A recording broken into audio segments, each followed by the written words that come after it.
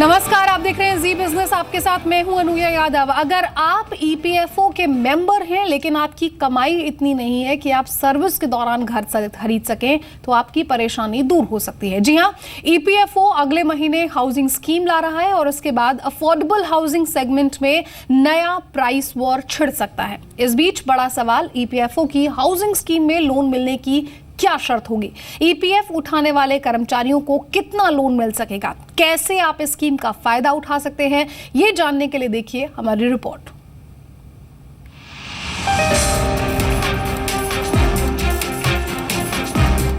EPFO की housing scheme सिर्फ आपके घर का सपना ही पूरा नहीं करेगी, बल्कि आपका ये सपना सस्ते में पूरा होगा।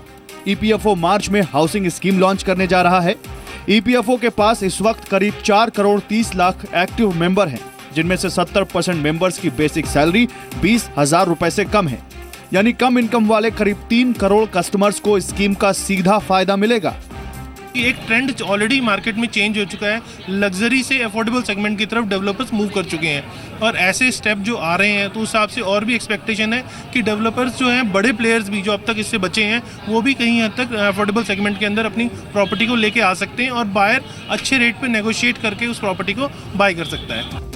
रियल एस्टेट सेक्टर दबाव में है, ऐसे में ये स्कीम सेक्टर के लिए संजीवनी साबित हो सकती है। 3 करोड़ से ज्यादा पोटेंशियल कस्टमर मिलने से डेवलपर्स अफोर्डेबल सेगमेंट में ज्यादा इन्वेस्टमेंट करेंगे, लिहाजा इस सेगमेंट में नई प्राइस वॉर छिड़ सकती है। जानकारों की राय है कि स्कीम आसान बनानी चाहिए। ये ग्रुप हाउसिंग एक्टिविटी करनी पड़ेगी, 20 लोगों को इकट्ठा होना होगा, उनकी कोलैटरल रिस्पॉन्सिबिलिटी होगी आपस की। अब ये सब करके, विशेष करके जो जूनियर लेवल के स्टाफ हैं, उनके लिए ये सब में शायद बाधा आए, तो इसको अगर सिंप्लीफाई थोड़ा सा कर दें तो अच्छी बात है। और दूसरा ये भी मैं कहूँगा कि अगर ईपीएफओ सक्रिय होके डेवलपर्स हैं, चाहे वो सरकारी डेवलपर हों जैसे हाउसिंग बोर्ड हैं या डेवलपमेंट अथॉरिटी हैं, और या फिर प्राइवेट डेवलपर्स हैं, उनसे एक ट्राइपार्टाइट एग्रीमेंट कर लें। जानकारों का मानना है कि बल्क बायर मिलने से अफोर्डेबल सेगमेंट में मकान की कीमत 10 से 15% कम हो सकती है। बजट में किए प्रावधान से भी सेक्टर को फायदा होगा, लिहाजा कंपनियों ने अफोर्डेबल सेगमेंट में नई स्ट्रैटेजी बनानी शुरू कर दी है।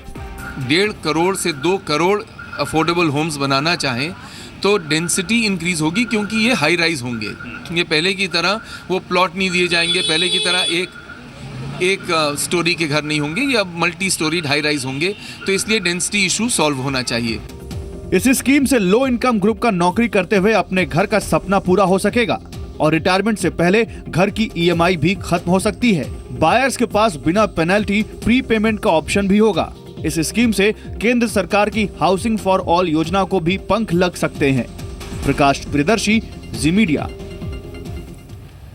और प्रकाश प्रियदर्शी मेरे साथ ज्यादा अपडेट के जुड़ गए हैं। प्रकाश, करीब 4.5 करोड़ ईपीएफ मेंबर्स हैं ईपीएफओ के पास। ऐसे में ये समझना चाहूंगी कि जो ये नई हाउसिंग स्कीम आ रही है, इसके तहत कैसे चुनाव किया जाएगा, किन लोगों को एक्चुअली मिलेगा घर खरीदने को? देखिए, इस स्कीम से संबंधित जो फाइनल नोटिफिकेशन है वो विधानसभा चुनावों के बाद मार्च महीने में इशू किया जाएगा और उसका पूरा डिटेल्स उसमें मेंशन होगा।